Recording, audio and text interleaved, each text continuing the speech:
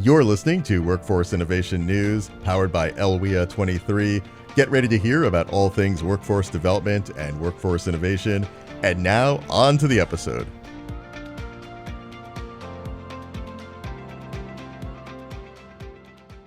Hello, welcome to WIN, Workforce Innovation News. I am Jamie Korda-Hijawi, the director for E32, and I'm really excited for today's episode because we are celebrating the most wonderful time of the year. September is Workforce Development Month, and I know everyone has that marked on their calendar. They've been counting down since January. This is it. This is our big time, right? So we're going to celebrate accordingly, and this episode is just part one of a three-part mini-series. We're carrying on the tradition of the Workforce Development Month mini-series, and by tradition, this is the second year that we're doing it, so I think that makes it tradition. Beyond just this mini-series, though, we have quite a few events happening in our region at the state level and across the nation in recognition of Workforce Development Month. And I am really excited for one in particular because this is the first of its kind of, that we're doing in our area. And I really wanted to promote it, talk about it, and get more people interested in what we need to be thinking about for workforce development. And if this kind of event is useful, how can we grow it and continue to offer more platforms and opportunities for our local business owners and industry leaders to get to the table to talk about workforce development. So the ELWIA23 Business Service team is presenting the Winning Workforce Solutions Summit with sponsorship from Lakeland College and Kerner's Distributor in Effingham. And I really am excited. I'm thrilled. And I have with me today Chris Stroll, the Dean of Workforce Solutions and Community Education at Lakeland College, to talk to us about the event. Let us know why it's important to her and how she sees the future going for workforce in the area. And Chris, you are a podcast pro at this point. This is your third time, if I remember, being on WIN. So welcome. Do you want to introduce yourself a little bit real quick? Sure. I'm not sure that I would call myself a pro, but I'm always happy to talk about things that are workforce related. There are so many opportunities that we have to develop our workforce in the area. This is going to be just one key piece so that leaders in the area can learn more about what workforce is about. What are some best practices? I heard someone say yesterday, some of the problems that we have are not necessarily unique. So let's listen to other people. Someone called it stealing ideas. And then there was someone that was sitting right next to them that said, no, it's not about stealing ideas. It's about finding the best practices. So I think this will be a really great opportunity to learn about some of the best practices. So my name is Chris Stroll. I'm from Lakeland College. I'm the Dean for Workforce Solutions and Community Education. So not only do we talk about workforce development, but we talk about solutions with businesses. And how do we find some of those key things that we can work together on? So my role at the college also helps me be part of our WIOA business service team. We've got some of our core partners that are part of that team also. So our IDES, Economic Development, DHS. I sit on there as one of our adult education providers, so those GED and ESL services in the area. We've got some other business partners that are part of our business service team. What we really want to do is be able to bring some real key people that are not only touching education and touching workforce, but as Jamie knows, I love Venn diagrams. We want to bring all of that together into a Venn diagram because there's that centerpiece that is not just about education and not just about workforce development, but how do we bring all of that together? So I think this is going to be a really great summit to be able to feature some people that have been out there. They know some of the pitfalls. They can share what some of those pitfalls are. They can also say, hey, don't try this, but this was really successful for us, and this is why it was successful. So I think it will be something great for our business leaders, our education providers, and just some of our key community members to come and talk about workforce development.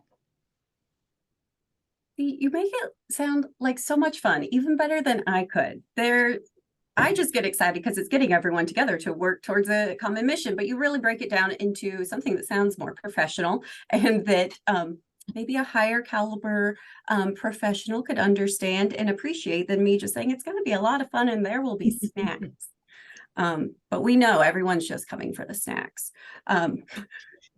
We do love snacks. I mean, we want to talk about registered apprenticeships. We want to talk about reentry citizens and what they're going to do after they've entered into the, boy, that didn't sound very good. We want to talk about registered apprenticeships. We want to talk about reentry citizens after they've been released. And we also want to talk about unemployment insurance. These are some of the areas that people just say, these things are too much. They're more than what I can understand. And our workforce is really, when we talk to business leaders, and Jamie, I know you've talked to some, they're just like, we need people on the floor. We need applicants. We need people that are going to show up for work. We need people that are going to be here and are going to be able to help us. This is going to be a way to look at it, not just today, but how do we stretch this out long term? Exactly. I think what I hear a lot of is just exactly what you said. We have these problems right now. We're struggling to just maintain and survive at the moment. And yes, these are very important, urgent needs and considerations that we need to address. But we also want to get out of that point, and we want to be able to rise above and grow and thrive. So it's while we are looking for solutions to issues right now, we're looking for ways to prevent these types of issues in the future as well.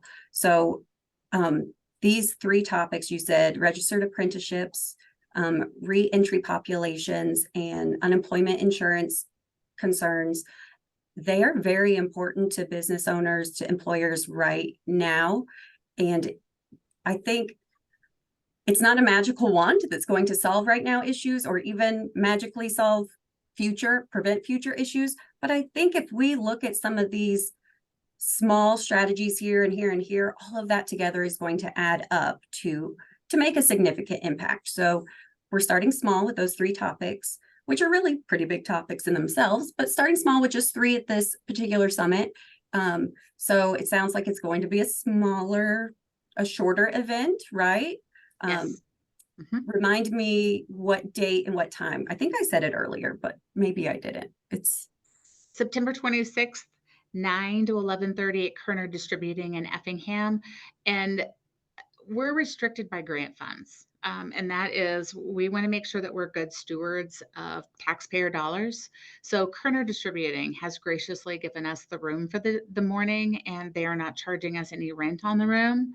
And then some of my budgeting at Lakeline College, we're going to provide just some light refreshments, nothing big, just a few light refreshments, so that people are able to get together and have this conversation. What we'd ultimately love to see is something that's a longer, that we would go a full day. So, a goal for next year for our business service team might be, let's look at a full day. Let's add some additional topics. Let's have some additional speakers from other areas. Let's have people come in from business and industry. Because while we talk to business and industry, and Jamie, I know you've been working on talent pipeline management, as we bring some of those sectors together, let's have them as part of this Workforce Development Month also.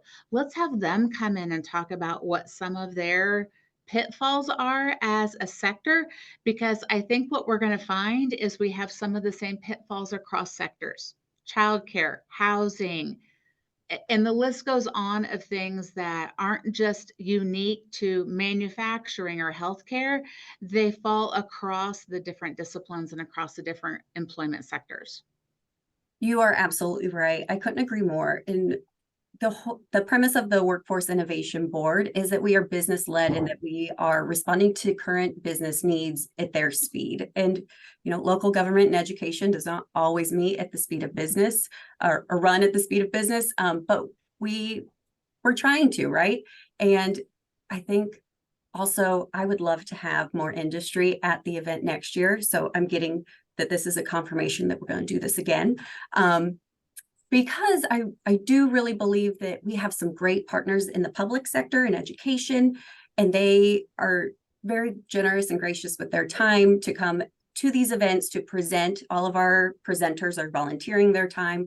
No one's made them do it. I've not threatened them in any way, shape, or form. I promise this time. They've all volunteered because they see the value in it. But we also really respect that our business owners, our employers, industry leaders, they're super busy. Their time is very valuable. So while I would love to have kicked this all off with like a 2-day summit and had something super fancy, that's not feasible. And if we want to get more industry at the table talking and part of these conversations, we do have to make it easily accessible for them. So with some feedback from some of our contacts in the field, we're hopeful that this 2.5 hours is a decent time frame so that we are in a rural area with a lot of distance. So more than an hour to justify some of the travel, but not a significant portion of the day to where you're losing out on productivity back at their facilities, their plants, their offices, their main job. So little foray first, hopefully getting some really good attendance, and then participation in presenting and more topics going next year. And you were talking earlier about the best practices, and that's what we're presenting, but you mentioned this is what doesn't work. And I think when I go to a conference, a forum, a summit, whatever fancy word you want to apply to it, I like to hear what failed. This didn't work out the way we thought it would, but we've identified this is why, and this is what we're going to try again in the future. Because while I am definitely from the school of hard knocks and I learned the hard way on a lot of things, I do try to learn from other people's mistakes too and save myself some time. So I would like to see more of that next year as well. So our 3 presenters on apprenticeships, reentry populations, and UI unemployment insurance. Who are they? What does the program look like? What can the attendees expect when they get there? So when the attendees get there, of course, we'll have a nice little welcome. Again, we'll have a few light refreshments for everyone. We'll have Bonnie Moore from from Lakeland College's Center for Business and Industry. Bonnie is going to talk about registered apprenticeships. Bonnie has really been able to lift apprenticeships up in the Lakeland College District. She's had some help from our WIOA apprenticeship navigator, who has recently left us, but we are looking to make that position a little bit different with the business service team rep. So that's going to be a great position. But the key component that Bonnie is really going to talk about is when you go to a business, and she goes in and talks to businesses about short-term training, about long-term training, incumbent worker training, all different kinds of things. The key piece there is Bonnie sits down and actively listens to them. She hears what they're saying, and she's like, okay, so what I'm hearing you say is you want this short-term piece. Or what I'm hearing you say is you've got some entry-level people that are 19 years old and didn't go to college, but now they want to start back to college, but they've started a family, they have a car payment, they've bought a house. So they really need to find some way to be able to go back to college, but still be able to work. So what Bonnie's been able to put together is some great ways for that business and industry can send someone back to school. And it's a win-win for the employee because they get to go back to school, but they still get to keep their full-time job. So she's going to go into great detail about how to go about setting up a registered apprenticeship, not just the paperwork, but how to have some of the conversations, because some of those conversations are not always easy because you're trying to explain apprenticeships. So Bonnie's going to go into great detail. She's going to give you lots of great information, while the people that are coming to the summit are going to get to hear all about that. Another area that we really are looking at in our area is the reentry population. So even at Lakeland College, we offer vocational training at correctional centers throughout the state. So this is just a good way for us to continue that on. So Josh Sterner from New York University and Dwayne Owens from IDOC, so Illinois Department of Corrections, they're going to talk about the reentry population. What can we do to help them? Because what we really want to do is reduce recidivism. So we want to be able to see them come out and be able to support themselves and their families. They just have additional barriers, and they have so many additional barriers. So we want to be able to help them. Now, the last one is James, and James is going to be talking to us about UI, unemployment insurance. If anyone out there has ever applied for unemployment, it is really not the easiest process. Josh James is going to be able to provide some insight, some help for people so that they understand what's going on with unemployment insurance. And they also get a little bit of a bird's eye view from the backside. So I think these are three key areas to be able to talk about to start off our first year. For sure. And I'm super excited about all of these topics. Bonnie's taking what is very traditional and old school apprenticeships, that idea, it's been around for as long as work has been around, and really leveraging it in a new and innovative way. So that's exciting. And she's got some good ideas for her presentation. So I can't wait to see what she does with it. And I love her approach, this transformational relationship with business partners as opposed to a transactional relationship. Hey, here's what I got, take it if you need it. And if you don't, talk to you when you do, instead really listening to what they need. And if their needs don't match with what she has, she can either create something or partner with anyone else on our business service team or beyond to make sure those local businesses, small businesses are getting the support that they need and what's addressing their current challenges, not imagined or assumed challenges.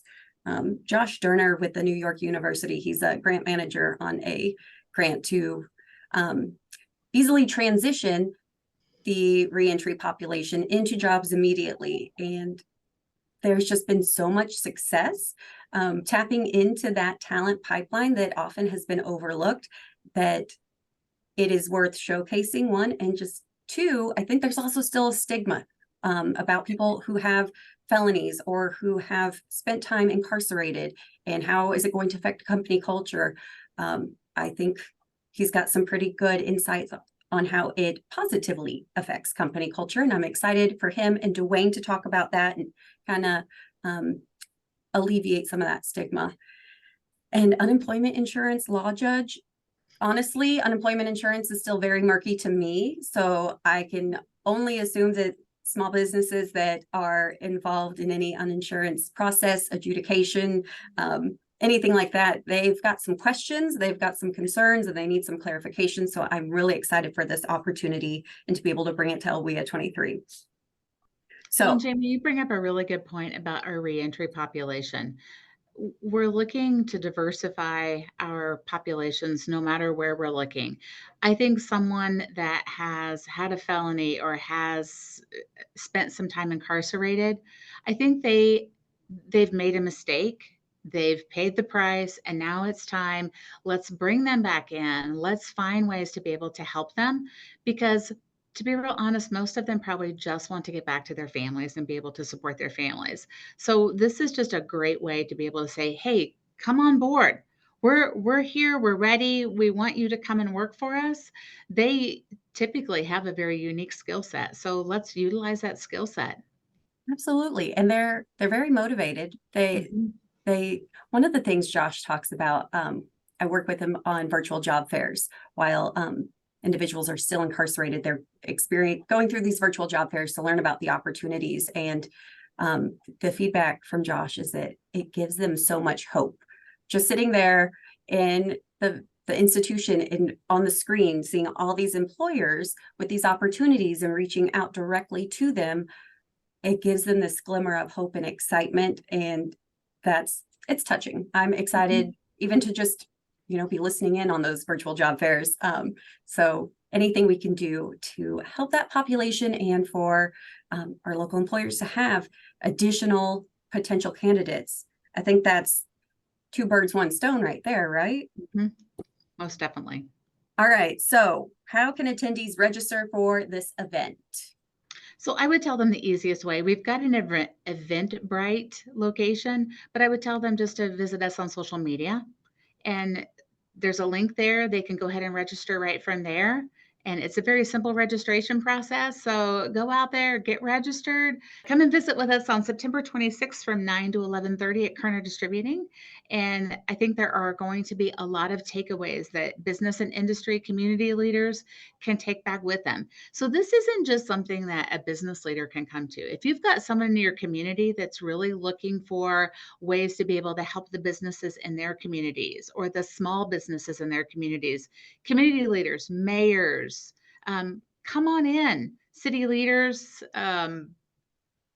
city planners. I was just in a meeting yesterday with some city planners. Come on in and listen to what some of the options are and be able to help provide some of those options to some of your businesses. As we know, many of these businesses are so busy just doing their day to day that it's so hard for them to be able to go out and be a visionary for the future. So if that's what is going on in your own communities right now, then come on out, get the information, pull some of your business leaders together in your very own communities and tell them the things that you've learned about. I love it. Perfect. The more the merrier. Mhm, But mhm. because this is grant funded and we are in the venue is lovely, but there is a capacity to how many people we can have. So make sure that you register today to save your spot. And also, when we say grant funding, I know people think, oh, great, that means the cost is going to fall back on me. But Chris, how much is it for the attendees to register and attend this event? What will it cost them? $0? 0. Zero. And that is in part to DCEO's Apprenticeship Expansion Grant, aka Navigator 2.0 grant, and the service of the partners at LWIA 23 Business Services team.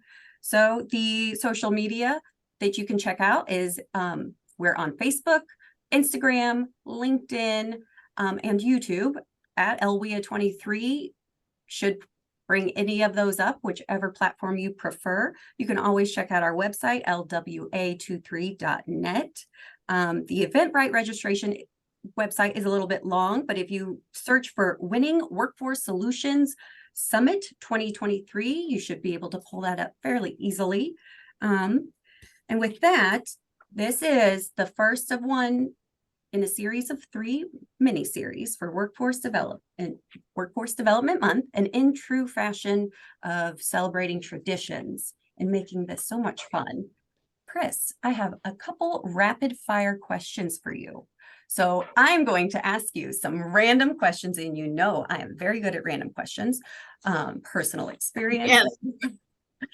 So I don't want you to think too much. I want you to answer, and we're going to go through a few and see what we can learn about the Chris Stroll. All right, you ready? Mark, set, go. What is success for you? Success, it depends on what you're working on, I think. Um, I think one of the things in education is there is always milestones that we are reaching.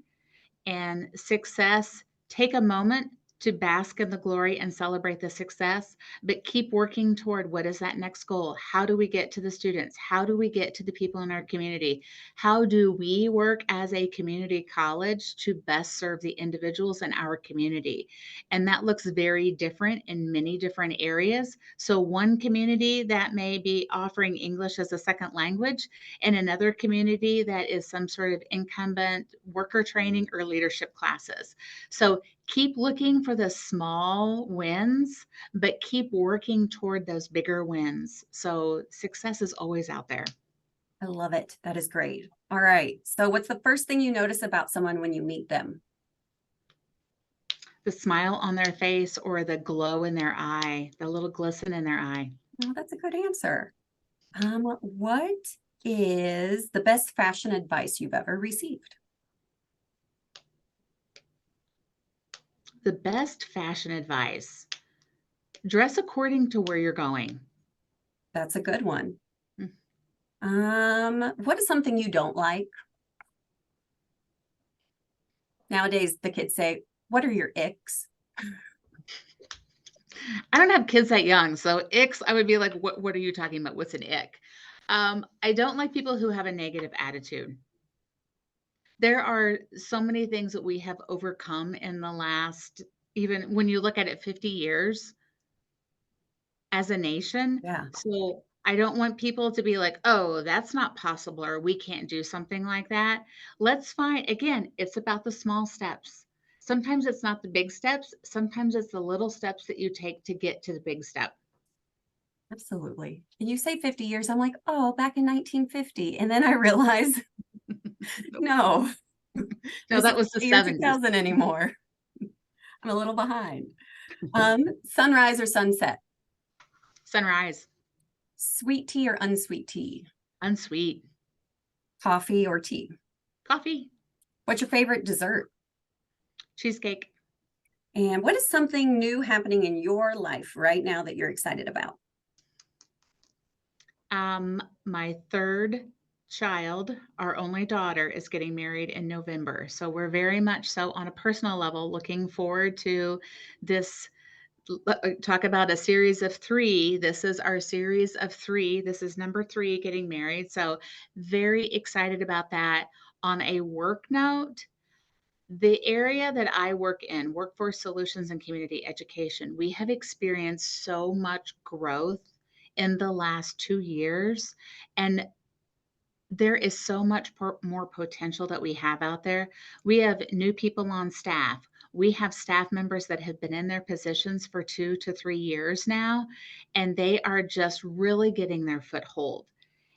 And I think there are so many things that we're going to be able to do for our small communities. I'm going to share just one thing.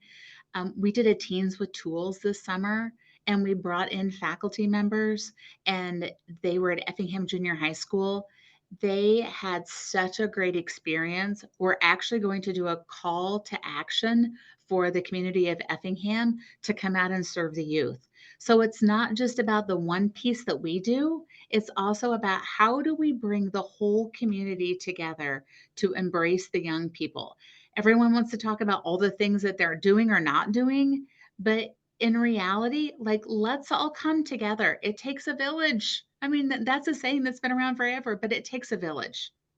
It does. And I love that your positive attitude, your visions shine through you, and that you get excited over these really cool opportunities where quality of life is impacted, and not just for a certain population, but for the communities at large. I appreciate that about you. I'm so glad to have you on our board and for being a guest today, and can't wait to see how awesome the Winning Workforce Solutions Summit 2023 is. Save the date, September 26, 2023, and then put it on your calendar for next year. We're going to do it again, right? Yes. Awesome. Yes. So, Put it on for the full day next year. We're going to do a full day. full day. Yes. And Bonnie's going to talk the whole time. I'm already coming up with ideas for next year. I wrote down 2 ideas while I was sitting here. I love it. I love it. So, to our listeners, stay tuned for part 2 for the special Workforce Development Month mini-series featuring more insightful conversations and strategies to navigate the ever-changing world of workforce development. With that, have a good day. Bye, guys.